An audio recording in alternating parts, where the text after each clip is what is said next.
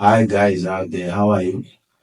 Today I've decided to invite two directors for NGOs, different NGOs, to come and discuss this thing that has gone viral of the Republican President of the United States of America, Donald Trump, who has just instructed his government to stop on or what we call to put a halt on the distribution of the HIV/AIDS drugs and these ARVs distribution. He's saying no, America cannot continue spending much money, huge sums of money distributing these things. Now I've decided to invite the two guys. On my left is Mr. Patrick Kaumba, and on my right is the Reverend Chansa, Philip Chansa.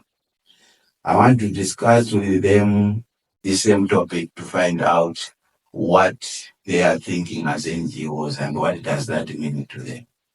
Welcome to the panel, Mr. Patrick. Thank you very much. Welcome to the panel, Reverend Philip Chansa. Thank you very much, and thank you very much, viewers, for having your time on us. Thank you so much.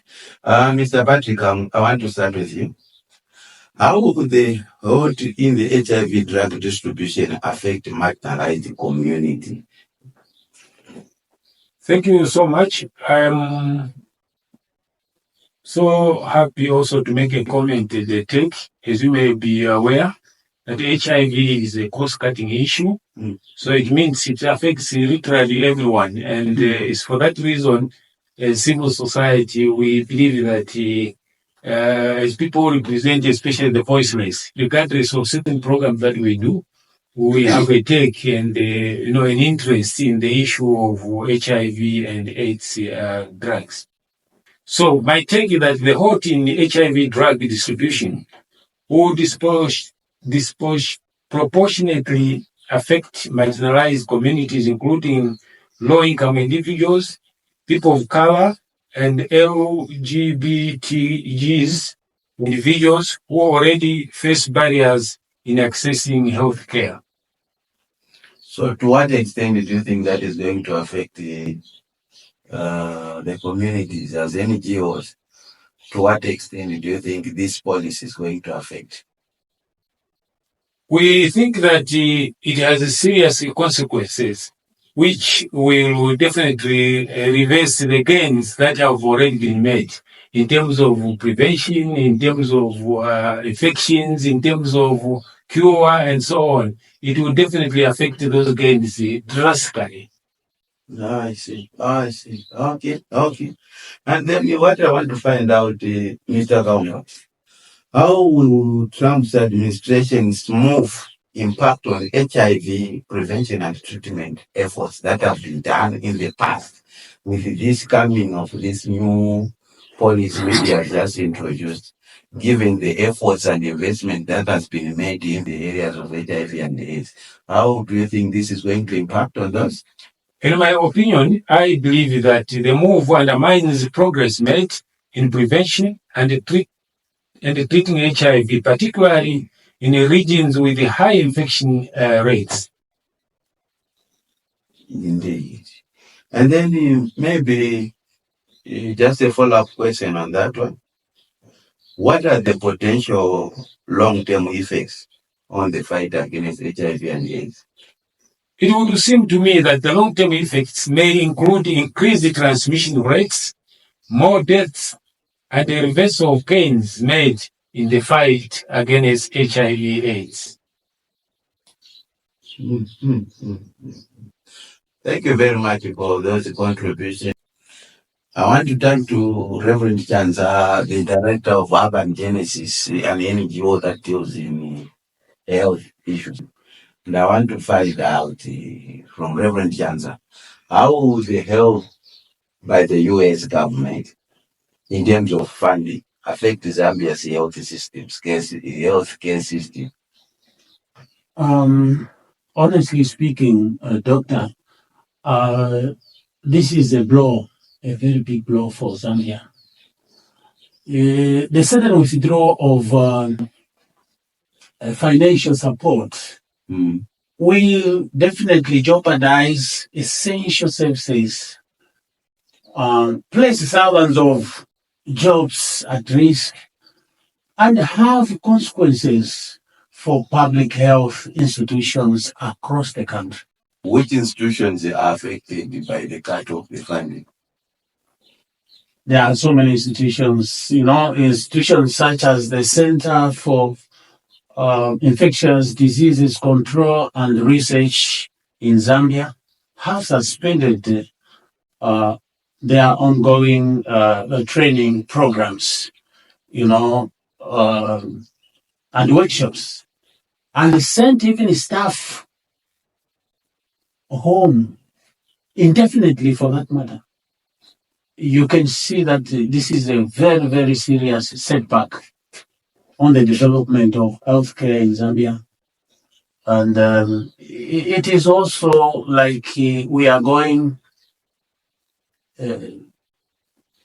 so many thousand steps back from where we were in terms of President. Are you in support of it as an individual? No. Personally, I'm not in support of it. How can I support it? Because this cuts on the lives of people, so many people, especially coming abruptly, unexpectedly, when nobody expected this. We've been on these subsidies for quite some time, and all of a sudden it's cut off. You don't expect people to say, we can catch up with it. And so many lives are bound to be lost with this system at hand. Okay, thank you for that question. Just a follow-up question. What support systems are in place for affected healthcare system workers? It is the government, the US government should do more. I'll personally forward this plea to the current president of the United States of America to think twice, because this isn't just affecting Zambia, but the entire world all over, especially the third world countries. As a follow-up for Director of Urban Genesis, what support systems are in place for affected health care workers? Currently, there is no clear information support on support system in place for affected health workers. Which means we are still in the dark, not knowing the direction to take. Definitely, yes. That should be my answer. It should be a very big problem. And this is a very, very serious challenge. It's like putting the government on hold. The health care system and the entire functions are on hold currently as we are talking. Yeah, I see. Thank you for that. Let me turn back to Mr. Patrick Kaumba, the director of GEARS. He has actually said HIV and the AIDS is a cutting cross issue. Let me turn to Mr. Patrick Kaumba, the director of GEARS. Want to look at the economic consequence of this halt that has been brought by the President of the United States. And Mr. Kaumba, what are the potential economic implications of this HIV halt in drug distribution? Thank you very much for that question.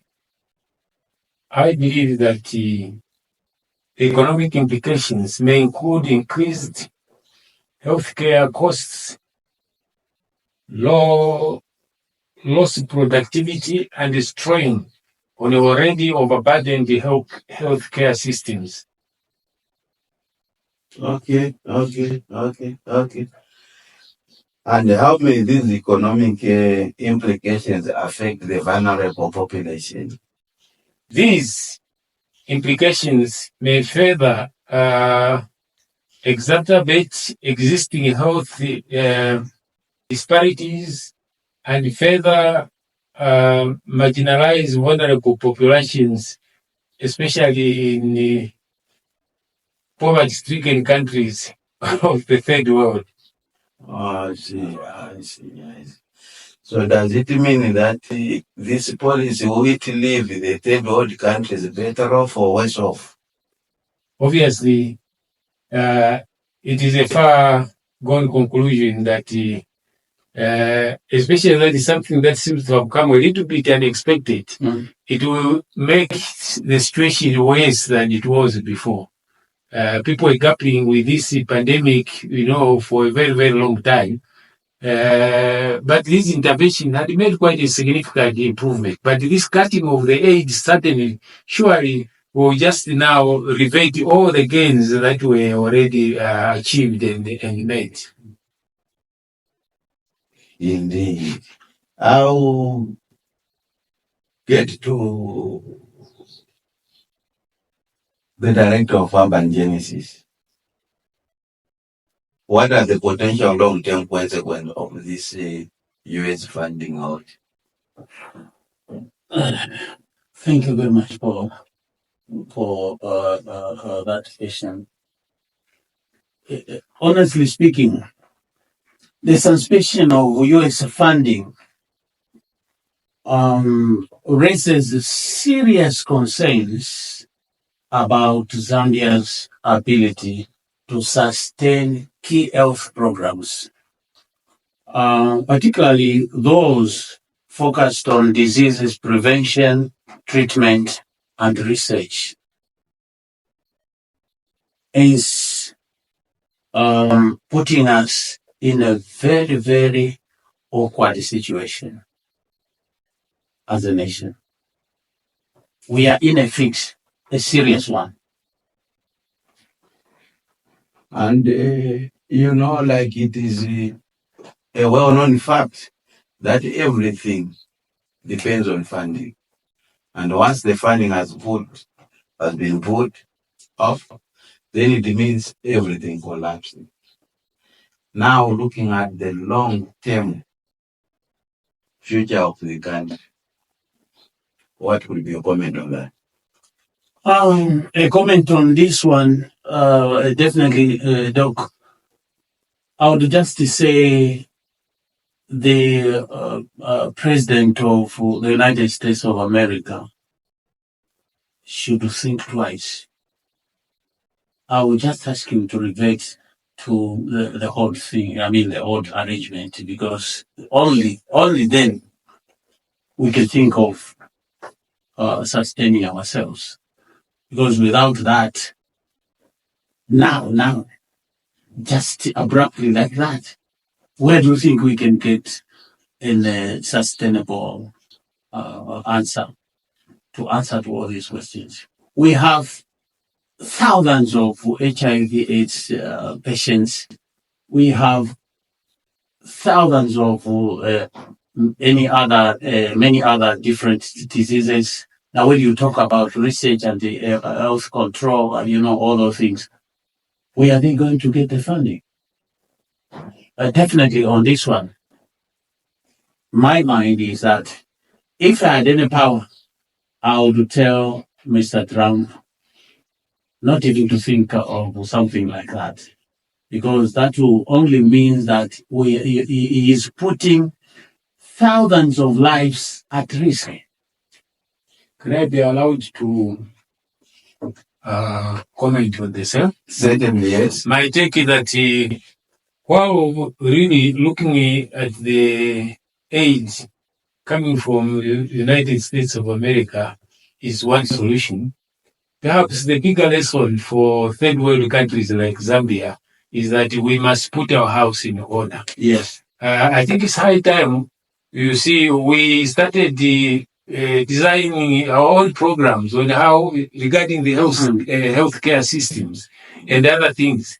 This dependence syndrome will take us literally nowhere. You can see what it does for you if you have to depend on somebody to help you, even on issues of health, to help you on issues of food, to help you on issues of the economy. This definitely must make us think, as people say, to think outside the box. I believe that if we regulate the resources that we have, Zambia is said to be endowed with a lot of resources. It's just a matter of putting our house in order and collecting the right taxes, especially from the mines. Zambia is richly blessed. I believe we should be able to, we should be thinking of standing on our own than depending on the other people, perpetuate that other people will help us, will support us, and so on. This is the big lesson that our leaders must take time, must take bold decisions, which will definitely make us stand, even improve our economy, than depending on other people at the end of the day. Thank you.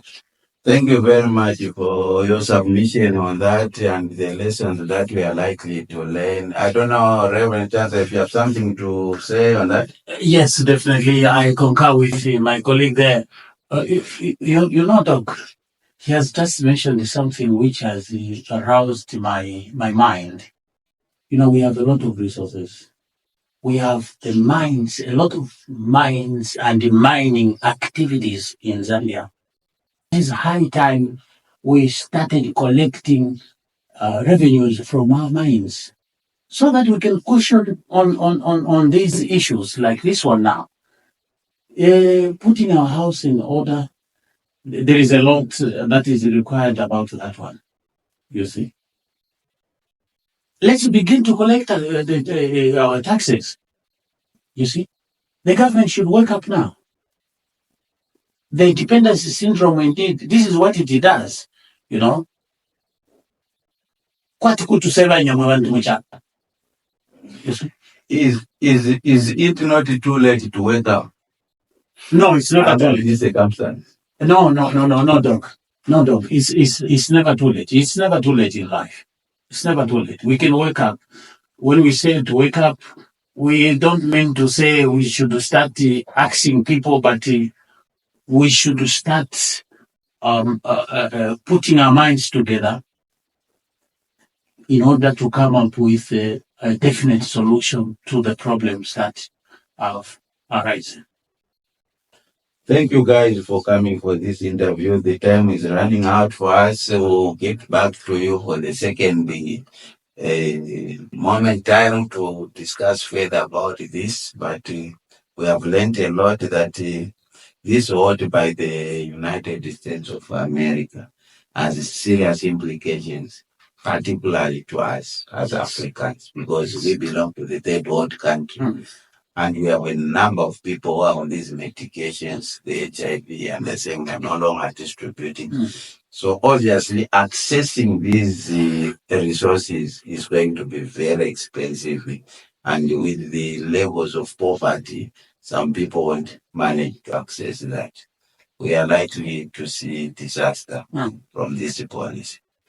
Now we are making a call to the US president, if you can consider our cry while we are trying to wake up to start putting our house in order. Thank you very much.